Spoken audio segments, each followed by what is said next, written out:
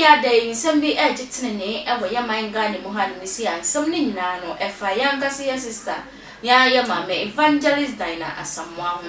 Na evangelist Dina Asamoah eyobia eya Ghana han mi se wagini din ye papa. And na face no eya my foforo so no mo tie ne nwom no. Cause oye ni ministration true music, true gospel music. Unto bit me tie ne nwom kra na hunkunkun esane wo ne so.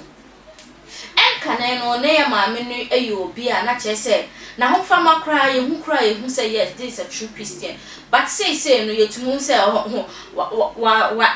modernized wa modernizing on to the extent say utumi hu na utumi say say there as oni ya no for ye nyina ya kwa yepe na no me ano ne ya kasa papa ajagraja ebenya akasa bi o social media so ne nyina ne say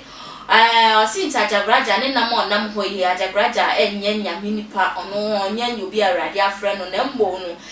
okot man no tuma puso so mni ade ama ajagraja ba bonte be man reply no to one na say utin some na we yemba show pa pesa wo hwe bia bo modern asa obekọ ye channel no so na de wa akọhwe sa video no bi because we channel no so e wo ho no ma microphone ye nu pa mo ese mo di jom ho e wo public na ne nyina enkonko dante enda no yankase papa ye Kweku Bonsam e de na no ba betu san sam ni mu bi ama chese o ka na adwene de mu odin pa e de akere ye mama ye Dina Asamoah ni nyina ne se o se Dina Asamoah ne na mo nam ho first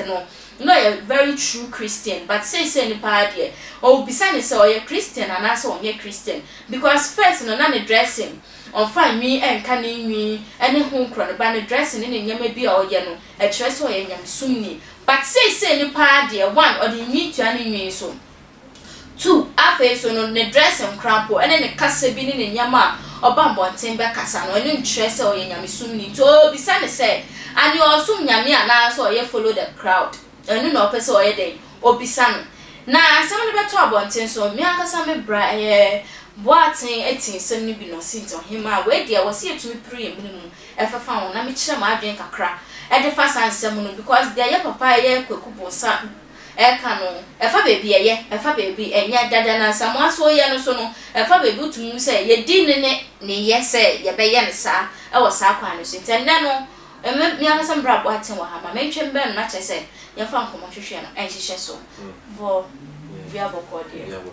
bia fo no ho bia ye de right ase insem ya me lecture ente watin some na e koso what pa o aha eti no ya hwe Dina Asamoah e gospel musician na Dina Asamoah ne nsem e ba monten so na say obia e kana asem negative obia kana asem negative o sha ne kwaso anesa o da bi because Dina Asamoah in the first pan no Dina Asamoah in 18 and it is a credit suit in yes first no Dina Asamoah in nyum enya asem boni bia kan fa no because no on fan home ba social media so no onye di bi asefo no ye first Dina Asamoah say o ye Christian na o ye makeup a o Kweku Bonsam je yakopon pesa o se o to a o mi so te se de o kan ya o Kweku Bonsam je but onu ni mum na o kasa no o twa no ho na o be ye sa no ma wi na sisi nye beka se onu so adani wi asedi mo adan time o kasa wadani wi because of say wa kasa pe so yes aye wi asedi no nye Kristoni wo be Kweku Bonsam de mo bu atani na enemi mo asa adane wo ho abeye sa no ma wi ni na kasa ti aye no aye wi asedi iti ni kwa so ko ka cho bi se ni pa ko ye wi asedi ana se bi sa iti sema e fa no ho na de enye eti wo hwe ne ntokwaye ba ye between ono ene ajabraja na Osha ajabraja nsem o kan ye ne dio no so ba bonte be kan ye osha ne kwaso ane sa so betumi ayesa okay o kan tokwa no ho asem yes okay eno ni mum ne de Dina Asamoah ne shase because ajabraja no ono ne si ono no woni gidi ewiase ye nkasa nti obi gidi because nyagopon kwa ye so no ye nim ye hu ne da ba ye ogidi se nyagopon bi ho ebi ajabraja so be so ne nyagopon be so afasa ne bofo no fe ne ajabraja so ba da brother be chere na adwen na Dina Asamoah ba be kase oye okot or some bosoma na se bibisa na de ye nipa oti sa na bibisa be hawo ti ya papa da brother so te no ana no so be twabo ni se bi yetimi nkan ono so be twabo ni kakra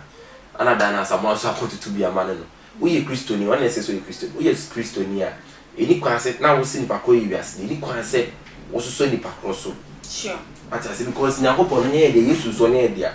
Yesu yakase obi akase etia na tete na yesi Nyankopon timi e pai forma ni problem.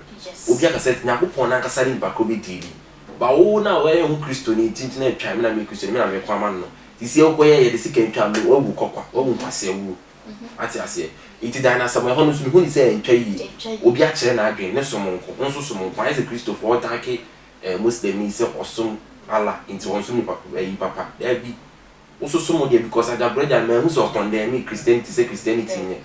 it won't suit me condemn me there I want to punish us in be free than Asamoah. Okay it says no it dawo kan nyina no ofua eye de ya papa Kweku Bonsam aba bonten ofua ne so okay fa bi tse do kan fa bi me ne ya adwen because they said they can say first in the Asamoah say utwi kapa e bone ne de ade ana e papa Kweku Bonsam so ka say ni kwan so ka seti ada no many on me adwen ansa na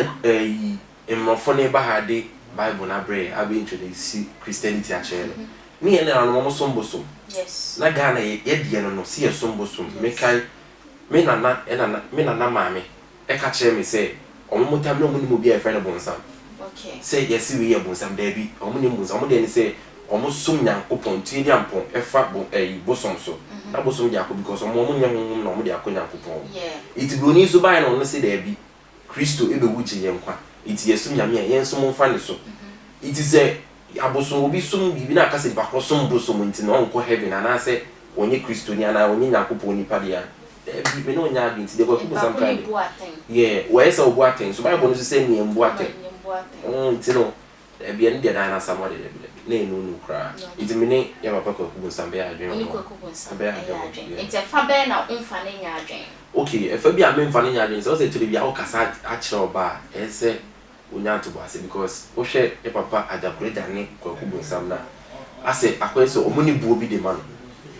it me make say to be a kasa na o guest say be ya kire oba no so be chese ubu oba no ana umbu oba na won jindi say wo oba no so won ni ya bi o so guest chane ade na be ma be bu yeah no ni mo me no credit but no matter what oba the oba de be ye we be edi kwanse like o kasetia no share na de pano ba me fo ano ni kasetia no nti hon na sama me like mo ye ya enye a me bo ma chi na esa kwa it say to ya ma me dan na Asamoah fo okay me efucha me ma dan na Asamoah fo say me de be ma ni say on ta ni baby o sum Nyankopon one management am terminate contract am pa mo ye ni bi esi ye amba bonten say bia wo yi bi edume bi hu say wo ye you can say campaign am MPP yeah anyanka Nyankopon ni pa de geni ka say yes ni ka say choose side say o wa ha onia eni kwa so yi aten o bu aten too much ana we ni Nyankopon ni pa o ka bi kire ye papa the obe president ne Chiraboso so a herbalist you see so who ni so Nyankopon ni pa it was what say United Showbiz so of friend or kasa o say